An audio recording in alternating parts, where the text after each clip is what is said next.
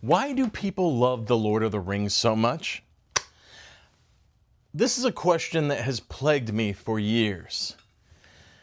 All the while, I was being badgered by my friends. You gotta watch it. It's the greatest movie ever. You gotta watch it. So, finally, I agreed to watch it. I cut a deal.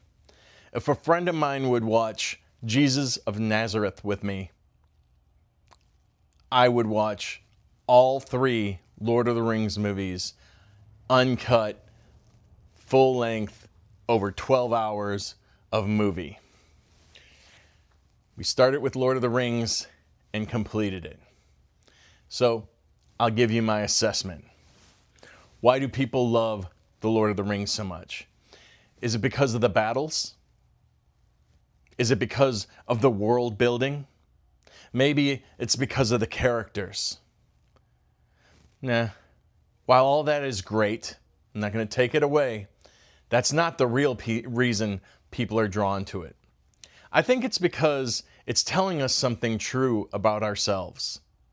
And the fantastic thing about this story is that millions of people have been moved by a Christian worldview without even realizing it. After finishing the trilogy, 2 scenes refused to leave my mind. Not the battles, not the armies. 2 moments that kept following me long after the credits rolled. Then, I remembered something Tolkien himself once wrote. The Lord of the Rings is, of course, a fundamentally religious and Catholic work. The religious element is absorbed into the story and into the symbolism. That changed how I looked at everything, because suddenly I wasn't just watching a fantasy story anymore. I was watching the human condition. Now, before we go any further, just want to say Tolkien hated forcing one-on-one allegories into his work. He didn't want people saying, "That's Jesus, that's Satan, that's Peter." He preferred what he called applicability. A world built on Christian truth, where people could recognize reality without someone pointing at every 5 minutes saying, "This is that, this is that." And that's exactly what happened to me. Ironically, becoming a Christian made me appreciate The Lord of the Rings far more than The Lord of the Rings ever pointed me towards Christianity.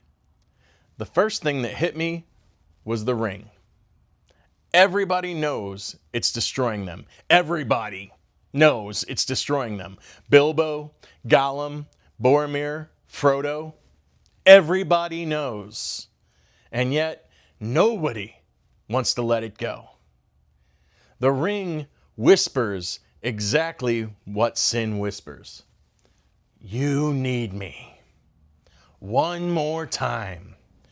You can control me. You'd be miserable without me. Isn't that exactly how sin works? The one habit, the one addiction, the one relationship, the one secret, the one thing God keeps asking us to surrender. And we keep tightening our grip. If something immediately came to mind when I was speaking just then, you probably already know what your ring is. And the frightening part is, the longer we carry it, the more it starts convincing us it's part of who we are. When Frodo stood over Mount Doom, I didn't think, "I can't believe he failed." I thought, "I completely understand." The ring was inches away from destruction. All that he had to do was let go. Just let go. That's what struck me. Sin is often exactly the same. We know it's hurting us. We know it's damaging our body, our mind, our relationships, our walk with God. But because it gives us those little moments of pleasure, those little dopamine hits, we convince ourselves it's still precious. It's amazing how much we're willing to sacrifice just to keep holding on to something that's destroying us. Paul understood that struggle. He said, I do not do the good I want to do, but the evil I do not want to do, this I keep on doing. That's not Gollum. That's humanity. The second moment that hit me even harder. It's when Aragorn became king. In the movie, it goes by quickly, but a friend pointed something out from the books that I had completely missed. I haven't read the books, so I did not understand the context of this. There's an old saying in Gondor: the hands of the king are the hands of a healer. Think about that. Not the hands of a conqueror, not the hands of a warrior, not the hands of someone demanding to be served. The hands of a healer. What kind of king conquers the world by healing people? That immediately should make you think of Jesus. Because what do we constantly see him doing? Healing. Healing the blind, healing the sick, healing the broken, the outcast, the wounded, not just physically, spiritually, emotionally, completely. That's true leadership. A leader who restores people. Our king doesn't simply defeat his enemies, he heals his people. But here's the part that confronted me.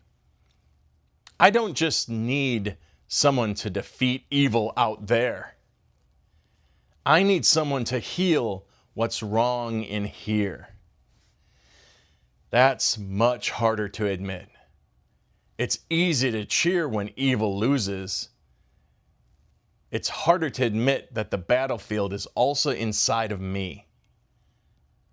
When the credits rolled, one thought stayed with me. It's amazing how easily we all recognize good and evil inside of a movie. Nobody watches The Lord of the Rings wondering who the villain is. Nobody roots for Sauron. Nobody watches the movie thinking, maybe the darkness has a point. We all see it. But in our own lives, we negotiate with darkness every single day. Because unlike Middle Earth, we don't have to guess. God has already told us. We already have the story that explains what is good and what is evil. Who the true king is and what he's calling us to surrender. And the book is not Lord of the Rings, it's Scripture. Maybe that's why Tolkien's world still resonates. Not because Middle-earth is real, but because the human heart is. We all carry something we'd rather not let go of. We all long for healing. We all long for a righteous king. The question is, when the moment comes, will we finally let go of our ring? Or will we keep clutching the very thing Christ died to free us from? Pray with me. Father, thank you for stories that remind us of deeper truths. Thank you for showing us that what we long for isn't power, but freedom. Not domination, but healing. Help us recognize the things we're still holding on to. Give us the courage to let them go. Thank you that our true King heals hearts before he establishes his kingdom.